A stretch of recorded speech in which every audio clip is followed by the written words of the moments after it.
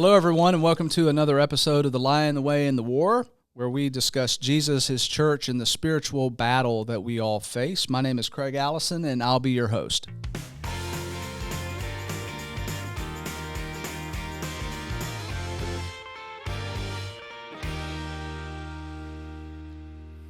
All right, really excited today to be sitting down with Travis Uptegrove. Am I saying your last name correctly? You got it. Travis Uptegrove. That's one of those names you want to just keep saying over and over again, like Isabella Rossellini, Travis Uptegrove. You know, it just kind of rolls off the tongue. You nailed it. Okay. Travis grew up in Missouri. He spent 11 years in the Navy, and he moved to Chattanooga in 2008. He's been married for 22 years. That's right. Christina? That's right. And he's got 4 children, all boys. And make sure I've got this right, ages 9, 12, 17, and 19. So from youngest to oldest, you got a 10-year span. That's right. Travis Travis is the founder of a men's ministry called Element 26. And so Travis, it's great to have you on the show, and I think we're going to have a really interesting conversation today because there's, you know, your life experience has got a lot of stuff to talk about. I definitely want to talk about Element 26. You started that 8 years ago. That's correct. Okay. The Navy, I didn't know that. 8 years in the Navy. 11. 11. Yeah, 11 years. Yeah. Okay. What'd you do in the Navy? I was an electrician.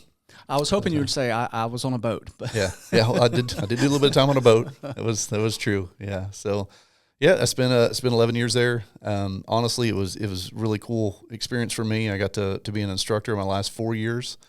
So that really just kind of opened up the door for me to get comfortable speaking in front of people, and it's been great experience. So did you teach people like electrical work? Was it like what you did? I mean, what was actually being taught? Yeah, so I taught electronic fundamentals, so semiconductors and that kind of circuitry is what I taught. Me and electricity, we don't get along. I have popped myself more times than I'd like to admit to.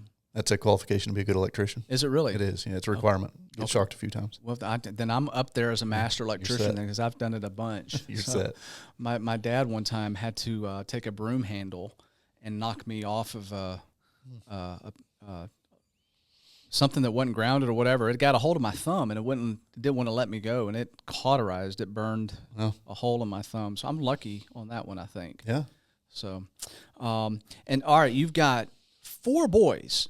That's right. Were you trying for a girl or no? You know what's funny is we had the first boy, which I was pumped for, and then after that, I was like, I'd love to have a girl for my wife. I was like, that way you can have and she was like, nope, don't want girls. So God knew what He was doing. We weren't made for girls, so we've got a house full of boys. So. I've got one. Our middle child is a girl, and they are different. Absolutely. Just the whole, raising them, it's a completely different ball game. I'd say.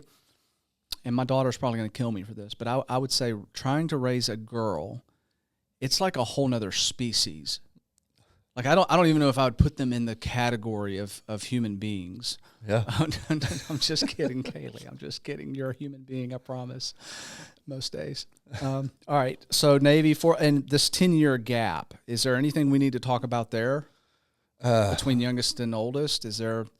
I mean, that's quite the range. Yeah, it is. We had the first 2. That was the plan. Then we got to Chattanooga and decided to have a third one, and that was where we planned to stop. And God said, "How about another one?" So we got another one. So that's how we ended up with 4. Yeah. There you go. So your wife she's outnumbered at home. Absolutely. Is the toilet seat up or down? I mean, is that a huge deal? We're trained. It's down. Yeah. They've got us trained for sure. Okay, so it's her against 5 guys, and she's got all 5 of you trained. I'd like to meet your wife. She's amazing. Did you guys meet in Missouri? No, we met in Virginia Beach. It was funny. She's actually from Maryland, just outside of D.C. I grew up in a tiny little rural town in Missouri, and we met in Virginia Beach when I was stationed out there, and she came to visit her parents. We were living down there at the time, and She went home with me and said, "I will never live in the Midwest," and I said, "I will never live in D.C." And we ended up in Chattanooga. It was kind of our compromise ground. So, and no family here is just like, how does Chattanooga? Well, it's funny. We kind of looked for places. We were looking at Chattanooga and Louisville because we wanted a place that was, small town feeling enough for me, but big city enough for her. And we got an opportunity to come out here as part of a church plant, and that's what drew us to Chattanooga. And of course, church planting doesn't pay well as a volunteer, so end up got a job out here and been here ever since. Okay, and you work where now? Work for TVA. Okay, electrician? No, I actually work as an instructor, corporate and regulatory training. Okay, that sounds super boring. Yeah, it's a lot of computer time for sure. But I enjoy, I do get chances to get up in front of people and teach still, and I do love that aspect of it. And meet a lot of people. Okay. Throughout the Tennessee Valley, and I love that aspect of it. Okay, so speaking of teaching, let's go ahead and transition then into what I'm really excited to talk to you about and get. I've heard a lot of people talk about Element 26. So you started that 8 years ago. Just tell me what that is. Why did you start it? What was going on there? Yeah. Well, why did I start it? That's an interesting question. So we'll start with the easier questions. What is it? So it's a ministry. We geared a lot around outdoors. We like to spend a lot of time in the woods, hiking, camping, that kind of deal. We do our big retreat. We are in cabins, but really just trying to get men out away from the world, really, and just have time just to connect and stay plugged in with God that way. So that's kind of the easier part of it. We have retreats. We've got one we do every fall here in Tennessee. We've got one in February that we do down in Florida, and we're looking at a couple other locations throughout the year to pick up on and do. So that's primarily our big events are the retreats, and we just gather guys together throughout the year. We do fire pit sessions once a month out of my house. We do a fire pit out there and gather guys and do that. So what is a fire pit session? It's really, a lot of it is just getting guys to connect with other guys. Men have a real tendency to isolate themselves. So we've really strived towards building an environment where guys just feel comfortable. So we always kick off with a good, basically a devotional, kind of a topic, a short devotional, and we kick it off with a question of, how does this apply in your life? And it's just an open-ended question from there, and really just kind of see where God leads the conversation. Sometimes it's, fairly short and to the point, and sometimes it drags out, and we really get into the heart of what some guys are facing. So, but that's really, and really, even in our retreats, that's really the thing we strive for, is just building an environment for men to get connected with other men. Okay, and so it's a spiritual. It's centered around God. Absolutely, as you're doing Devo. So it's not just about guys getting together and finding trees to go to the bathroom on. No, there's a lot of that too. But yeah, no, it is. It's just we really obviously our purpose is Christ-centeredness. We want to keep that as the grounds of it. We want to have purpose in all of our gatherings. Do you have non-Christians that come to these retreats? We do. We've actually had several non-Christians that have come. We've had a Muslim that's come, a good friend of mine who's been several years. So it's been interesting to see the kind of the audience that we've had showing up. Do they know before they come that it's there's a spiritual dimension, a godly dimension to it, or is it they're just like, wait, I thought we were just here to fish? Yeah, we trick them. It's all about trickery. No, I mean it's very open. We're very honest about who we are, and I think some of them are drawn. We've had people come for different reasons. Some of them are a buddy invited them, or they've a brother's invited them, and they're willing to go through this weekend. And we've seen some really really cool stories come out of it through the process of it. But so I saw a picture online as I was doing just a little bit of background research and just trying to figure out what Element 26 is about. What it from the picture that it looked like a recent retreat. Maybe there's a lot of guys there. Yeah. We had right around 170 at this most recent retreat that we did. That's a big group. It is. It's a really big group. It's nothing we ever imagined that we'd have. We started out with 3 guys in a strip mall and just kind of grew into this. So 8 years ago, your wife, basically, I'm assuming she says, look, you and the boys have got to get out of the house. I can't take any more men. There's too many of you guys here. I don't care what you do. And that's how Element 26 started, right? It's funny. You're not that far off. So kind of getting to your question of why Element 26 or how did it start? I was serving in church, very, very active in our church, and put on a good front on Sunday mornings. I looked good, had it all together. Like most of us do. Absolutely. Home life was rough. I was not leading my family, was not doing really anything that I portrayed that I was doing on Sunday mornings. So in 2011, I had a son that was born premature, our third son. And after he was born, it kind of wrecked my world. All of a sudden it was, a lot of it for me was a loss of control. As men, we like to control things, and all of a sudden I've got this kid that I can't do anything for, except just sit and wait and go to surgery. So it really it broke me pretty hard, and there was a lot of anger and bitterness towards God because I viewed myself as a person that God needed, and I was like, God, you need me right now. Why would you do this to me? And he was very quick to reveal just how much he didn't really need me, but he was willing to use me. So. So through that process, there was a small men's group that was meeting, and that's kind of how I had. My wife was like, "You need to go get out of the house and find some guys." So I fought it for a long time. I went one Saturday morning, honestly, just so I could show that it didn't work. Get in there and be like, "See, I talked to these guys; they can't understand." And I got in there, and also I got around a group of guys that really were open and honest and real, and I hadn't seen a lot of that in church. Honestly, it was a lot of other men looking like they had their lives together. Yeah. And these guys were very open, honest, and real, and it made a big impact. And through that was kind of the beginning of our roots, was just seeing, we need a place for more men where they can come be real and just talk about life, as it's really happening. So why do you think that men have a tendency to not want to do that? Because we don't. We it's like, I go home at the end of the day, I'm going home, I'm doing my thing. I don't want to get into the touchy-feely kind of stuff. That's how most men are wired.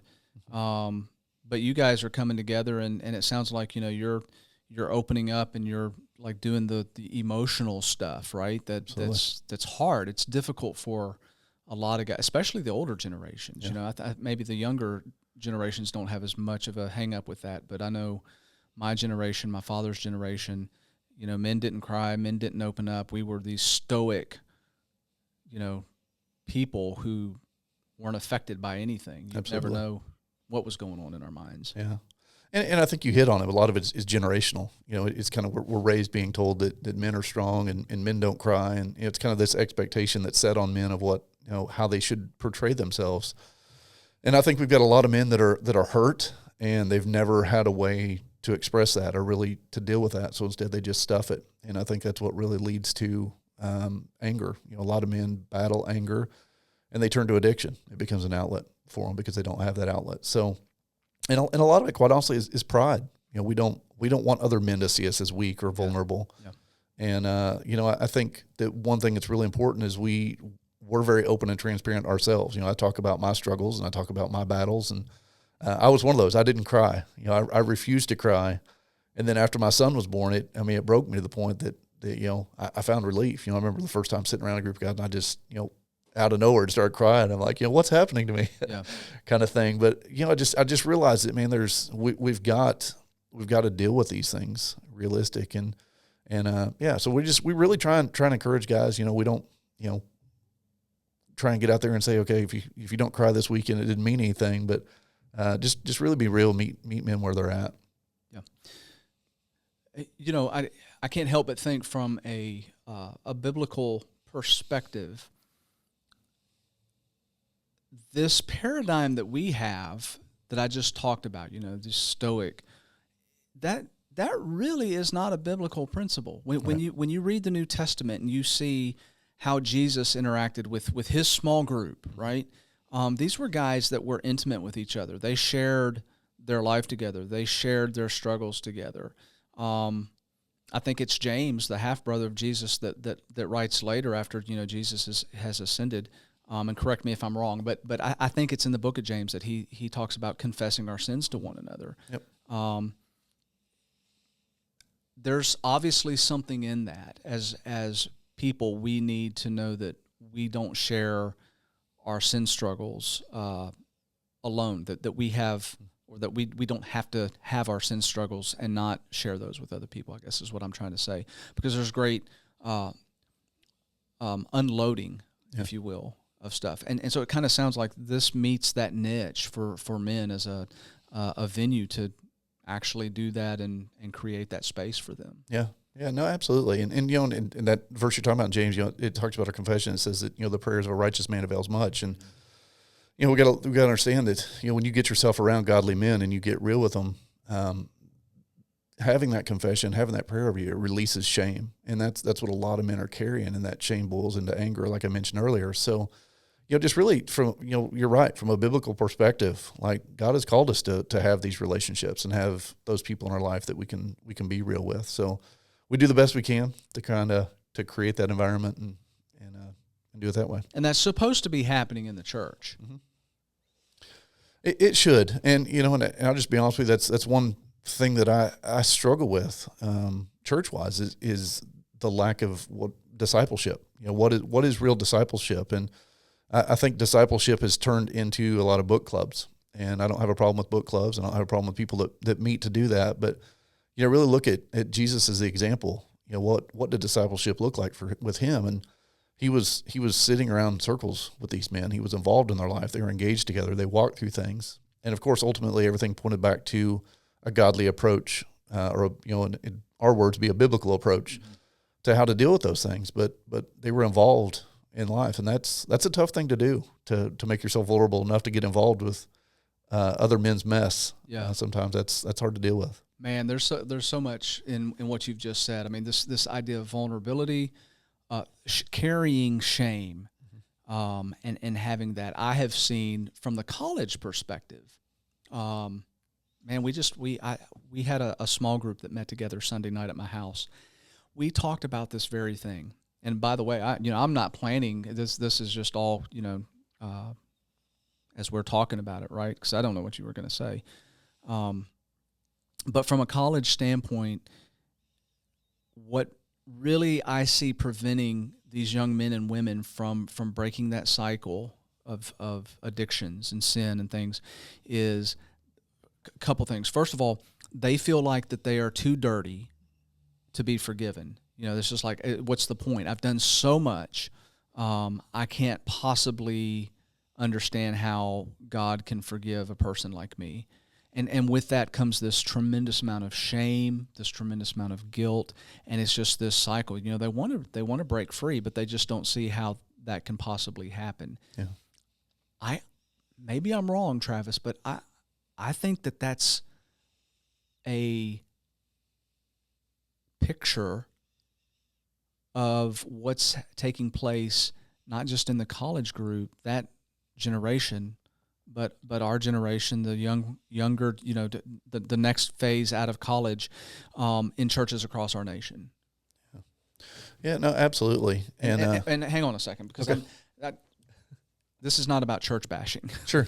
And I said that's what you've got going on is that really is the picture of like what should be part of a church, or maybe a ministry as part of a church to help facilitate that kind of thing. So this, to the listeners out there, this isn't, you know, we're not bashing churches, because they do a great thing. But, you know, from my perspective, and I'm certainly from your perspective, we see this as a need that perhaps is lacking in the church. Yeah.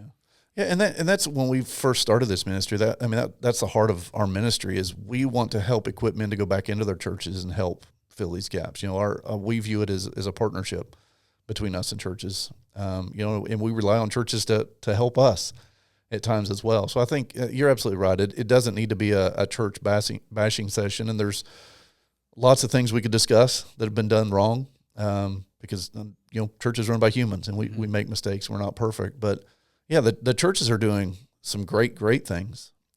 We just hope that we can help fill in some of those gaps where there are some shortcomings and make the churches better and more effective. So what is your hope, your dreams, your aspirations for Element 26? Like where would you like to see that ministry go?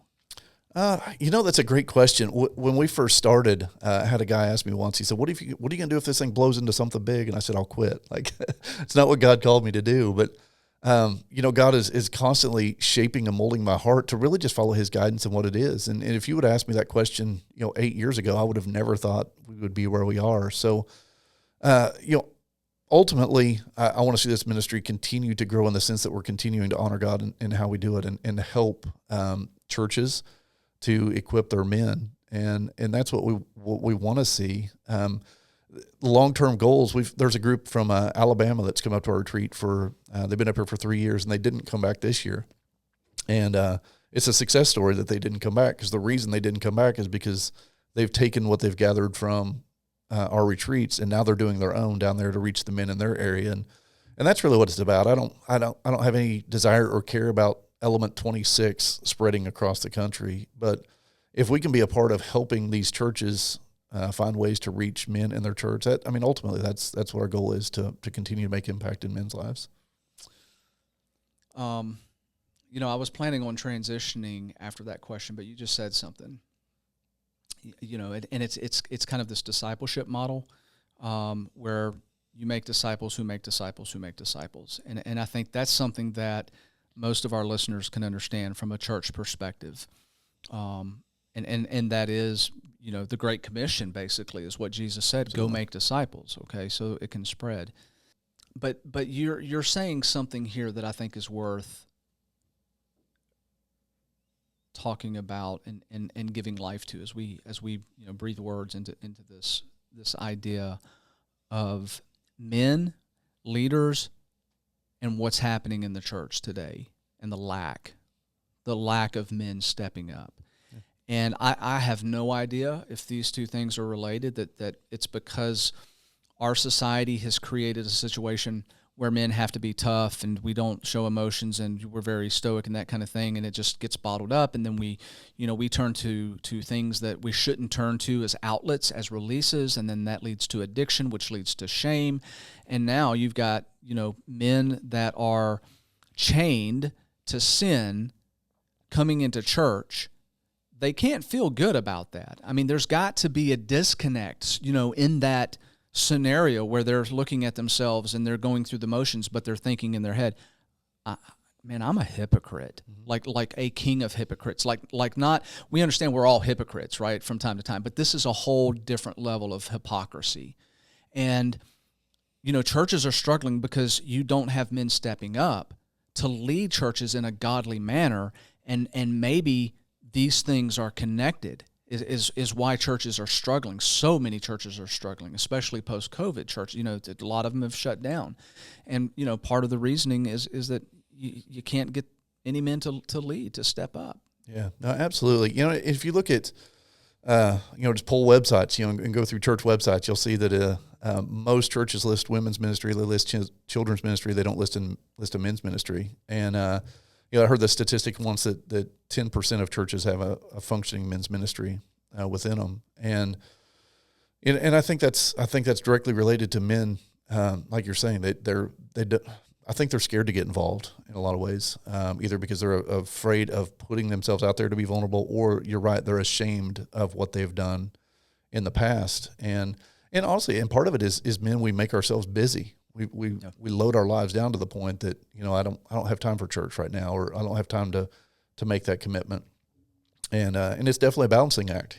Especially when you have a family at home. But yeah, I think absolutely there's so much of that comes back to the simple gospel. And men, like we bury ourselves in this mentality of not being worthy of serving. And I kind of made a joke at the retreat this year. I said, if everybody that's at our retreat knew all the thoughts that went through my head, nobody would be there. Yeah. It's the reality that we all have our struggles and our battles, but it doesn't mean that God can't use us. And it's the more that you get involved, the more that you plug in with the right community of men, the more that you're going to grow and see God use you continually, more and more. So there's absolutely a connection. Yeah. And to what degree, I don't know. I have a tendency to paint with broad strokes, and I think the reality is there's a whole lot of different stuff going on. You mentioned the busyness. That's certainly that I can relate to that. Let's take you for example. You got a house full of kids, 4 kids, and you're doing this ministry, and you got a full-time job, and you got a wife, and you're a busy guy. How does that work for the Uptegrove household? and for you as the spiritual leader of that household. Yeah, very carefully. I mean, the cool thing is I'm at a stage now where my older two boys are part of my ministry. So, they're getting to go and be a part of it. So, I'm still fulfilling that role with my boys and the things that we're doing. But, I'll tell you early on, when I first started, I jumped into this, and I had great intentions, and I pushed hard, and I quite honestly, it became an outlet. I mentioned before, I have a special needs son at home, and it was easy because I saw ministry. I was like, oh, this is something I'm having success at and I'm doing well at. So I'll just kind of put my family to the side and I'll focus on this. And, I'll never forget, my wife wrote me a letter at one of our retreats. I opened up and had this letter, and it was, essentially it was, talking about how I was putting more into the ministry than I was my home. And it made me mad in the moment, but the reality was she was completely right.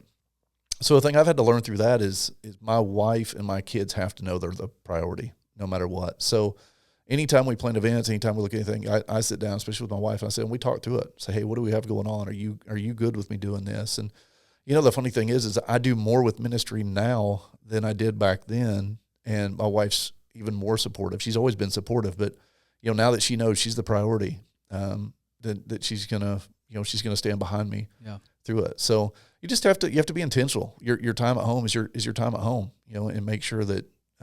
Especially when you have events coming up, it's really easy to get locked into the busyness of prepping for it, but just really being intentional about focusing on your family when you're in your home. There's a good marriage counseling lesson in this too. The fact of bringing your wife into the loop by communicating it, versus, oh, by the way, I forgot to tell you this weekend I'm on a retreat, and then, World War III happens. Absolutely. Rather than, the week or 2 weeks or even a month prior to that, say, hey, what do you think about this? This is what I've got, going on. Is that something that you'd be okay with? Mm-hmm. It makes a big difference. And I think as men, that's something we all need to do better at, is communicating and expressing the respect that women deserve as partners in a marriage. Absolutely. And once they get behind you, it's amazing the difference that it makes, because then, you feel more energized for it because you've got their support behind you. You have your own personal cheerleader, and it makes a difference in your ministry, and ultimately makes a difference in your marriage, which then is going to trickle down to the relationship with your kids. And, just being on the same page. I talk to a lot of guys that are, they want to get started in men's ministry, and I tell them all the time, like, your home comes first. Yeah. Like, don't even bother stepping into it until you've got, things, not that you're going to have everything perfect by any means, but you need to have a good solid foundation at your home to step into this. And I don't know that I had that when I first did. So it's more of a lesson learned from me to pass on to them, but yeah, absolutely. Yeah. I certainly know, growing up as a preacher's kid, and, the vast amount of time that my dad was involved with church stuff, other families in crisis, other families in need. You can go across the board and look at preachers' families, and a lot of times you're gonna find a messed up family. So and that's part of this is the neglect that the family. And I'm not saying my dad neglected us, but it's tough to juggle that. Yeah, absolutely. So any kind of ministry work, I think you have to go into that with this idea of partnership and making sure that your spouse is on board with it 100%. Yeah, and I think you also have to keep in mind that we're not above the rules ourselves. It's easy to put yourself in leadership and think that, okay, I'm leading this men's ministry, my job is to pour into all these men, and that becomes my focus. But I've got a circle of guys that I have to lean into. And I've got guys that when I have a rough day, I'm calling those guys up and saying, hey, let's grab some lunch. I've got some stuff I'm battling with. And, the reality is that, Satan doesn't back off and go, well, now that you're in leadership, I'll attack the other guys. He, continues to come after you. You got that right. Yeah. So, I mean, you got to make sure that the same foundations you're encouraging these men to have, that you're applying to yourself, which sometimes it's easier to say it than do it. Yeah. So just having that reminder. Yeah. This idea too of our spouses while we're on it, I went through a struggle too, earlier on, where I was really overloaded on this campus ministry side of it, because there's always a college kid in need. There's always something going on. And, man, I didn't realize the perspective from my wife's standpoint and the turmoil that she feels, and even expressing the fact that I'm neglecting her and the family. And what does a wife do when she's like, I can't even say anything, because it's like, how do I get onto you for serving Jesus? It's like I can't compete with Jesus, and so I think that's an important aspect for anybody doing ministry work to understand the position we put our families in when we decide to serve God in that type of capacity, because it can be tremendous. And we are called as men to love our wives as Christ loved the church, which is sacrificially. Yep. And I think a lot of times, at least in my case, I missed the mark on that one. Yeah. So No, absolutely. Yeah. 100%. And it's important to really focus on my family is my number one ministry. Yeah. And, and it's not just in the sense that's my primary focus, which it is, but even in terms of the ministry that I have, I cannot be effective outside of my home if there's turmoil in my home. Yeah. So it's not just, it's amazing how much you realize that the order that God put things in our lives, there's actually a purpose behind it. Right. We tend to overlook those things. Yeah. But yeah, for sure. I think this is good that we're talking about this. Again, not planned. I'm totally off some of the stuff that I wanted to hit on, but we're going to hit on those things here in just a second. But especially for church leaders to listen to, if they're listening to this podcast on,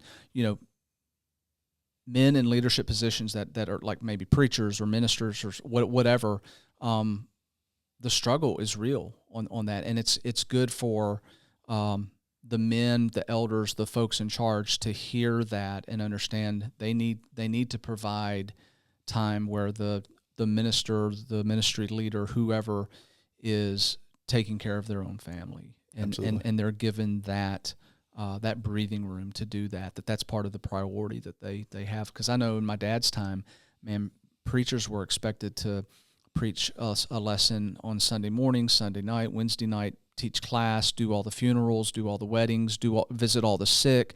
The list was a mile long for these ministers, and you can't do that and not neglect your family. There's not enough hours in the day to do that. I think it's gotten better today where that's more understood.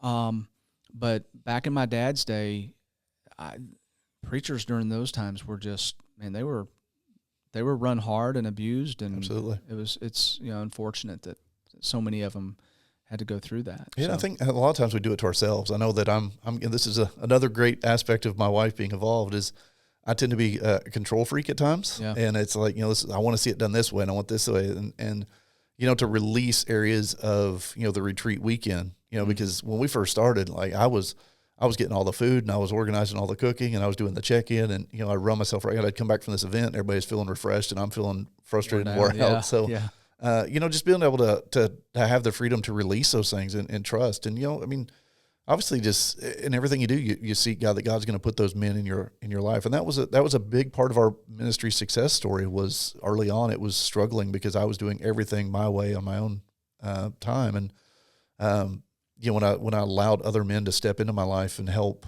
not just pour into me, but even be involved and help with running things, it was, it's a completely different event. And I get to enjoy it a whole lot more now than I did then. Yeah.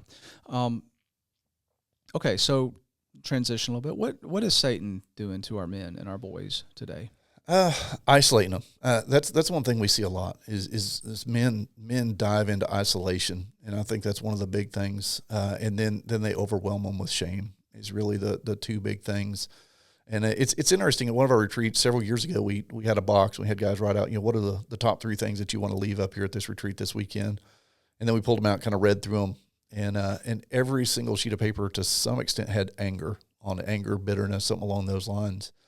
And I think we as men we isolate ourselves, and because we isolate ourselves, we kind of lose purpose, and we lose purpose, it turns into anger and bitterness. And I think the thing is, there's so much as men out there. We're called to lead, and I do believe that God gives us that fire for a reason. And when men don't have a way to use that fire for a purpose, it turns into inner bitterness and anger. So, and then isolation and shame. Like I said, it's so easy for men to pull back and think, man, they're not going to understand, or they're embarrassed. And the reality of it is, if you look at the statistics of just pornography alone in the church, it's huge, and yet men are buried in shame for it.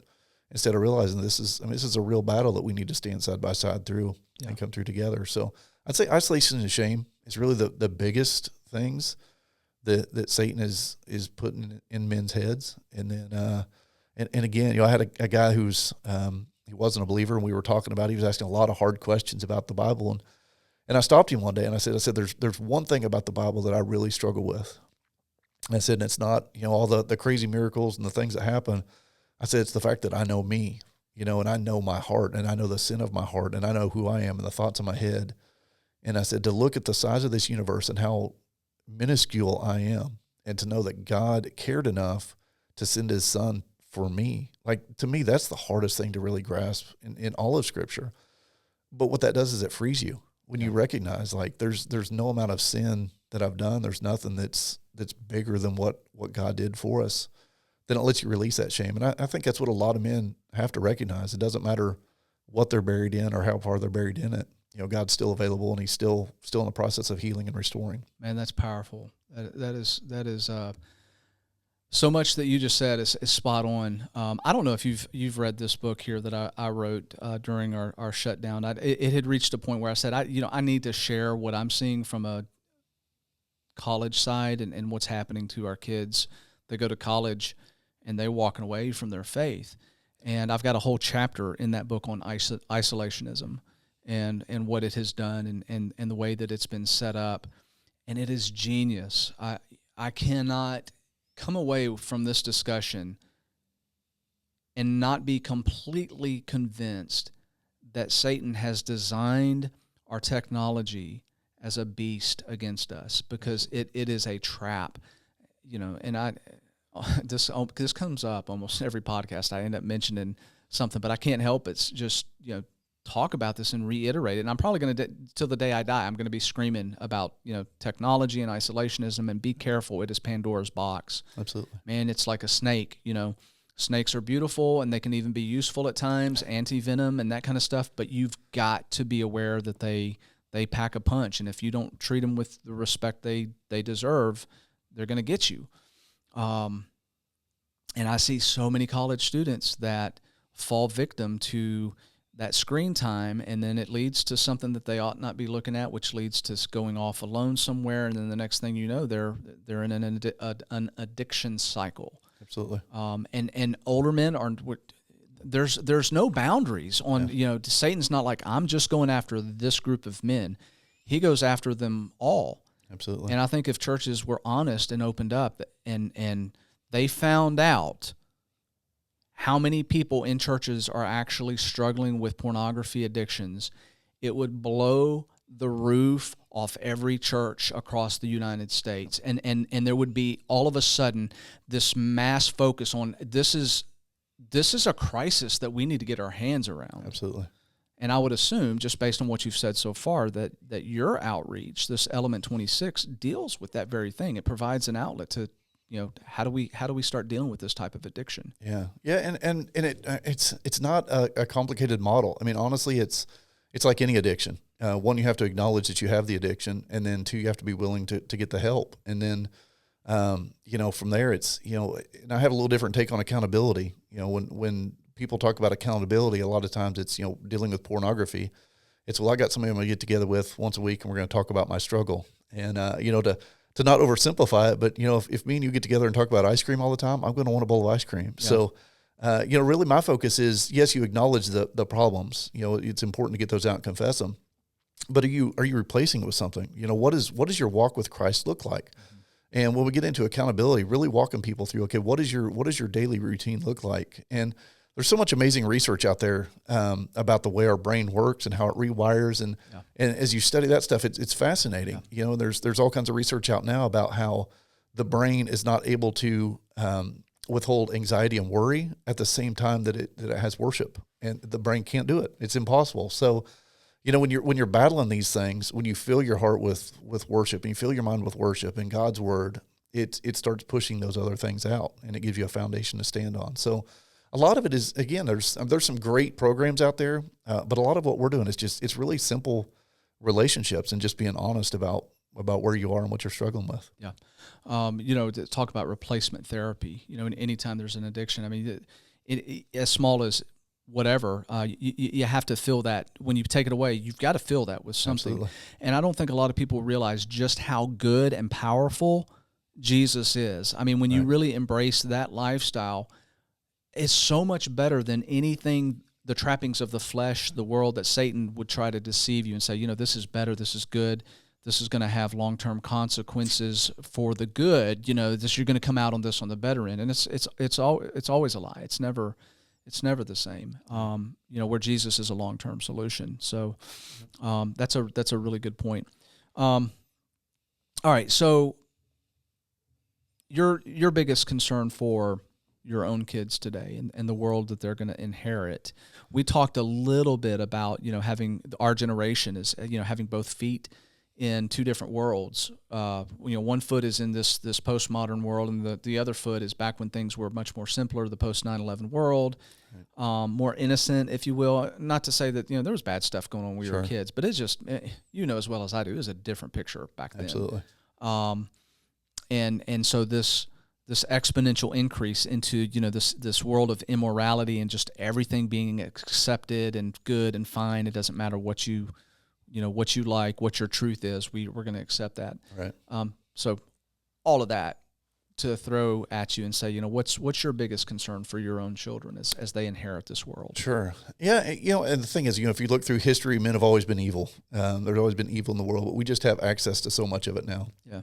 And our kids are growing up in a generation where they are constantly bombarded with social media and the unfiltered opinions of so many. And they're, specifically faith is constantly under attack. And, the thing we have to realize is even if our kids aren't on social media, they're still influenced by social media because their friends are, and then their friends are going to be influenced. So, for me, and again, I'm a simple-minded person, but for my boys, I want them so rooted in God's word that they understand that when something's coming at them, when it's truth or not. And something I've really, really strived for is for my boys to have men in their lives that are going to speak life into them. And it's interesting, especially having teenage boys. You can talk all day long to them, and they're still going to struggle. And it's been funny a few times, especially my oldest. He'll have a conversation with another male, and then he'll come back to me like, "Dad, he gave me this great advice." I'm like, "Wow, that sounds like what I've said for the last 3 months." I've been there. Yeah, I know what you're saying. And honestly, at first it used to frustrate me, but I just have to embrace it. That's just the way they are. They're especially as they get older, it's a natural thing to want to break away from their father and be on their own. Yeah, and so not unhealthy either. It's healthy. Yeah. It's what should be happening. Yeah. And so for me, my concern is what does the future look like for my kids? They're going to get bombarded with some really, really ugly stuff, and it's only getting worse. And I think our focus as parents has to be, it's great to have a ministry, but our job as parents is first and foremost in our home, and we have to focus on our homes. And I think we're relying too much on church youth groups to raise our kids, and love church youth groups. There's some great ones out there. They're doing amazing things. But if that's all your kids are getting, then I think we're missing the mark. So for me, I just, I want to pour into my kids as much truth as I can, without frustrating them with, too much. Yeah. But, just having a genuine relationship with them and just pouring that truth into them. But yeah, my biggest concern really is it's the amount of garbage that's being thrown at them on a regular basis and putting them in a position where they can stand. And I think a lot of that comes down to having really open, honest conversations with them. I want an environment where my kids can always feel comfortable coming back to me and talking to me about stuff. And then also having them involved with other men. It's when we started Element 26, it was 18 and over was our original age group, because 18 is a man and we were a men's ministry. Yeah. And we lowered it to 16 because partially, honestly, for my own selfish reasons. I wanted my boys involved sooner because I want my boys to graduate high school already being a part of men's ministry. I want it to be such a normal part of their life to seek other men out and have those relationships that when they go off on their own, it's just a normal thing to be a part of. And I feel like a lot of times we separate the youth from the men, and then when they turn 18 and they leave for college, we're like, okay, well, good luck. Go be a man. So, I'm glad you said that especially about the job of parents at home. We are the primary influencers of our kids and planting the spiritual roots and preparing them that's needed. And unfortunately, when youth ministry was introduced, there was this, I think, collective sigh of parents across the nation. They're like, "Whoo, finally, I don't have to be responsible for screwing my kid up," spiritually speaking. That's on the youth minister. That's what we pay him to do, Yep. And really, the shift of the primary responsibility going from home, what mom and dad were supposed to be doing, to the church, to Yep. the youth ministers, which really ought to be supplemental, as things stand. We've gotten away from that, and I think that's something a lot of church leaders need to embrace, that fact, whether or not they're going to, they're willing to admit it, or parents, whether or not they want to admit the fact that they've pawned their kids off on the church to raise them, spiritually speaking, is a huge concern. And I think that carries over into our adulthood, because then we carry that same mentality to now it's the pastor's job. It was my youth leader's job. Now it's the pastor's job to lead my family and teach my family. And, it's become an easy out, quite honestly, for dad specifically. Absolutely. And this has been a great conversation. So, timeline is getting, or time is getting, timeline, I don't know why I said, our time is getting away from us, but I wanted to ask you, what's the future look like for you? Like where are you going to be in 10 years? Where do you hope to be in 10 years? Man, that sounds like a job interview question. It does. Where do you hope to see yourself in 10 years? It's hard to say, especially with my kids spread out the way they are, I'll still be in that role. But the thing that I'm learning is, especially now having a son who's a young man now, is that role doesn't change. I continue to be dad to him. It looks different, but continue to be in that. But my role, honestly, I'm just listening to where God wants to take me at this point. I've tried to plan ahead and think, hey, this is where I'm going to go, and I've learned that God sometimes says, no, you're not. Right.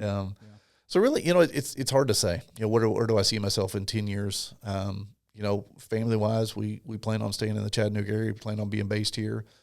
I don't have any intentions at this point of walking away from my job and doing full-time ministry, but just continuing to do what God leads me there. As these doors open ministry-wise to plant places, in different places around the country. So we're looking at 3 different locations right now to possibly plant retreats. Okay. And, just being open to what God continues to do. And the one thing I will say is, as I get older, I think that I have to focus on is the importance of the Paul and Timothy relationship. And, I'm not going to be able to run Element 26 forever. And whether that's one of my sons decides to step up and fulfill that, whether it's called Element 26 or whatever, I have an obligation to start looking to the future. And these college students that you work with is, how do I raise them to continue, to take that torch and continue to carry that forward? And so that's really, the focus of my future. Obviously I've still got a 9-year-old at home, so I'm still doing the parent role, but ministry-wise, the focus of my future is really starting to look towards what does that look like for the next generation, but not giving myself permission to quit either. That's something I've run into. I've met men in the church that they've retired from work, and it was like, well, that means I'm retired completely, and that's completely the wrong attitude. These young men and women, they need the elders in our church. Absolutely. They need their wisdom. They need their experience to step in. So, just seeing where God takes me in that. I'm trying to deny the getting older part in the process. I see some gray trying to peek out a little bit in the beard there too. It's getting a lot easier to find it. Yeah. So we didn't even talk about why'd you call it Element 26? That's iron or what? I'm not a chemistry guy, so. Yeah. What's behind the name? Yeah. It's funny. So it came to me years ago when I lived long before I even started the ministry. I came across, Proverbs 27:17 is iron sharpens iron, one man sharpens another. And I was reading something, I saw, Element 26, and I thought, oh man, that's kind of it'd be a cool name for a ministry or something. And it honestly just kind of got put on the back burner. We actually met for about 3 years as I guess you'd call it a ministry, with a group of guys for about 3 years before we ever launched Element 26. So 8 years ago we said, well, let's pull up. But yeah, it's based off Proverbs 27:17 is iron sharpens iron is what the verse comes from. And, kind of the meaning behind it for me is, if you look at iron itself in its raw form is a fairly soft metal, but it's, when you add impurities to it and through that process, you get steel. Yeah. And, that's the thing is all men are going to face impurities. Every one of us is going to face hard times and struggles. So we're going to be hardened. So what does that hardening look like for us? Are we going to be grafted as, once we kind of molded into this hardened steel? Yeah. Do we become bitter and angry and use it in a negative context, or do we use it as a way to strengthen us and use it in a way to really stand for the things that we need to stand for? So that was kind of the meaning behind the original of it. I love that. That's awesome. That kind of reminds me of the story about, which would you rather be, a coffee bean, a carrot, or an egg?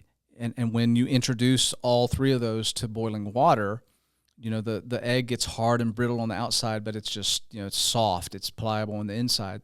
The carrot just turns to mush. Right. But the coffee bean changes its environment. Yeah. So that's kind of, Sure. reminds me of that. Okay. So talking about element 26 as we wrap up, is there like some contact information or a place, people that listen to this or see this on our YouTube channel, a place that they can go if they want to get more information? Yeah. Of course, we've got a Facebook page, Element 26 Men's Ministry on Facebook. We're on Instagram as well. Then we can also connect with us at element26men.com is our website. So we have all of our events on there. So we're ramping up now for the Florida event in February. And as this has grown, we're looking for more events and ways to connect guys. But yeah, that's probably the easiest way to stay connected with us. Awesome. Okay, so appreciate your time here, Travis. And as always, as we close out the show, if you've got a group or you would like to get on the show, just reach out to us. Our contact information is there on all of our media pages. If there's a topic you'd like to hear, let us know what that is. Share with us your feedback. This is as much you all's show and podcast as it is ours. So we want to talk about things that are relevant. So much good information from you today, Travis. I thoroughly enjoyed getting to know you a little bit better and talking to you about Element 26 in your life and the challenges and the ministry that you're providing this area. Personally, I'm going to pray that it continues to grow and be successful, and that you are able to get this type of thing in all sorts of churches, because I think we need that desperately. So give us your feedback. If you want to sponsor the show, let us know that. We'll plug you if you're a decent type of organization. We're not going to plug something that's bad, but if you're, we'll check you out. And if you'd like to be a sponsor, just reach out to us and let us know that. Our final thought scripture is Ephesians chapter 6. And it's something that I hold this scripture near and dear to my heart because I believe it. Ephesians 6, verse 12 and 13. For we do not wrestle against flesh and blood, but against the rulers, against the authorities, against the cosmic powers over this present darkness, against the spiritual forces of evil in the heavenly places. Therefore, take up the whole armor of God, that you may be able to withstand in the evil day, and having done all, to stand firm. Until our next podcast of The Lion, the Way, and the War, love one another, be kind to one another, and remember that the creator of this universe loves you so much that he gave up his only son for you and me and you. Have a blessed day.